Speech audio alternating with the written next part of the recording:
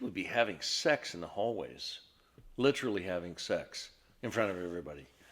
And the pool also was a kind of a sexcapade.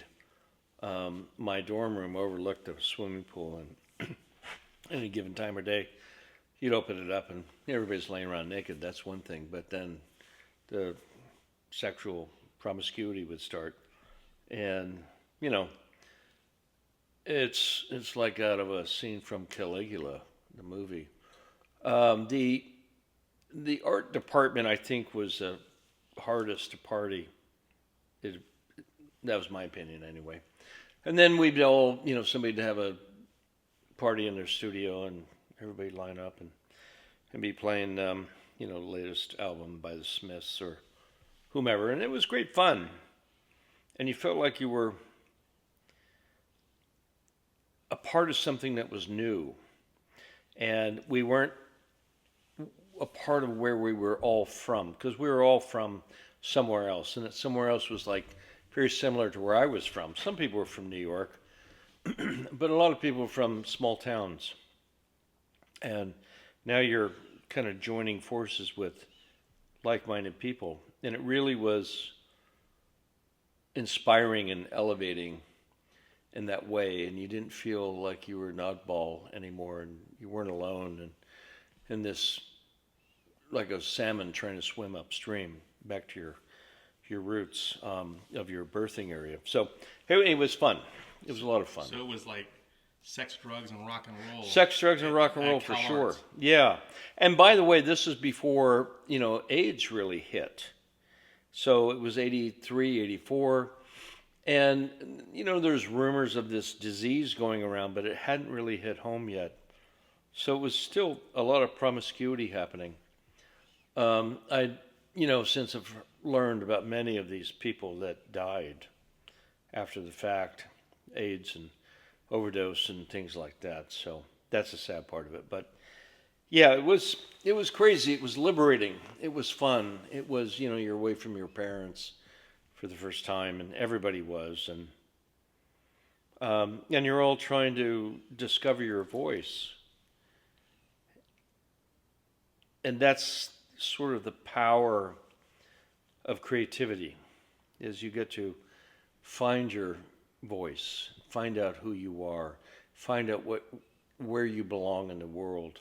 And that was a great place to start feeling the blades of grass that were underneath you, to understand where you were. Were people getting kicked out for partying too much? No. There was like lawless, there was no rules? Yeah, I tell you, the first day of school, Calarts, the president of the school, I can't remember his name now, but so a big van backed up and it had all this beer in it, cases and cases and cases, or kegs of beer, and he gave a speech to all the incoming students, and he said, this is a place of creativity, a place of learning, a place of discovery, a place where your dreams can come true.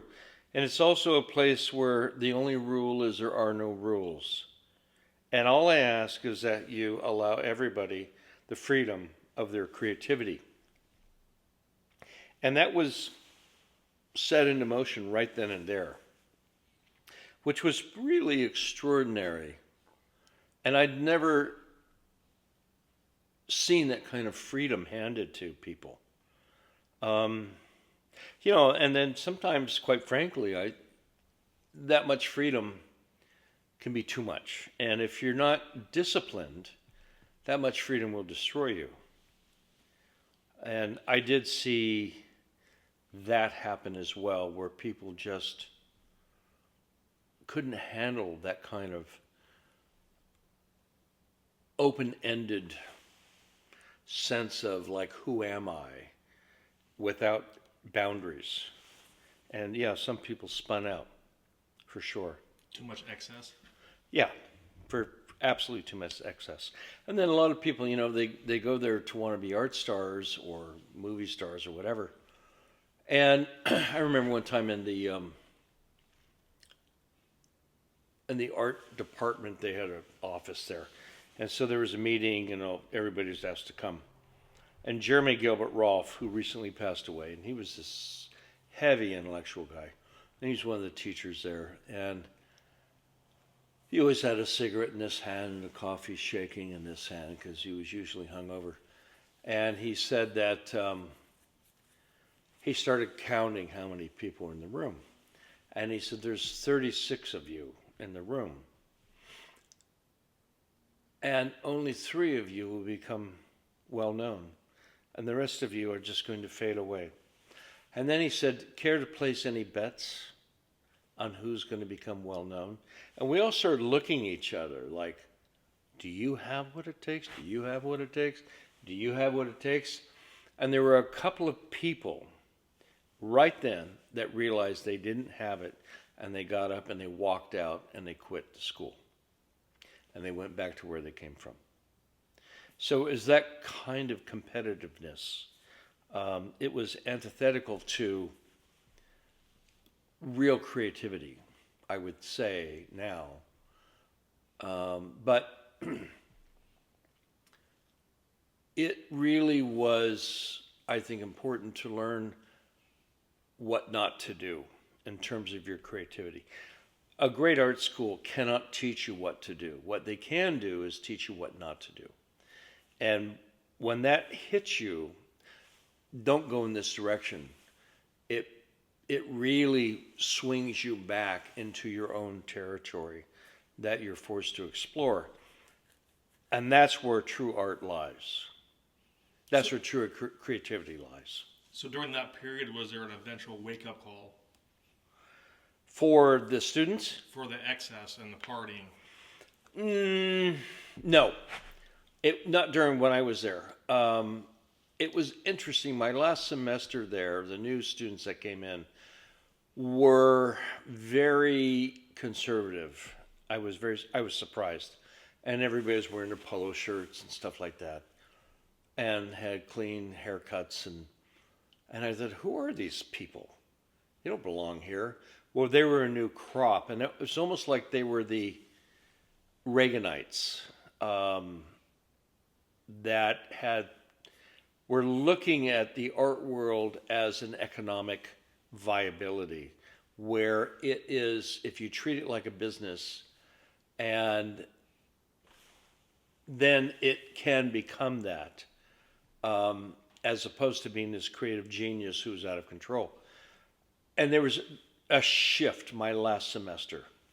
And I didn't meet any of those younger people that were coming in. I wasn't interested in them. I thought they were kind of boring, quite frankly. Just their mannerisms didn't interest me. But it's, that's life. And the pendulum swings back and forth. And then I went there years later because a friend of mine's son was going. And he was a theater student, and he was directing a play. So I said, okay, I'll go.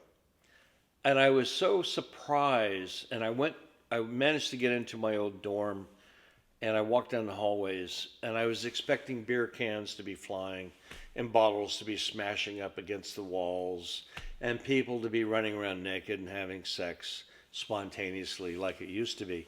And it wasn't that at all. It was very calm. It was very conservative. And I felt like I was in an upscale hotel.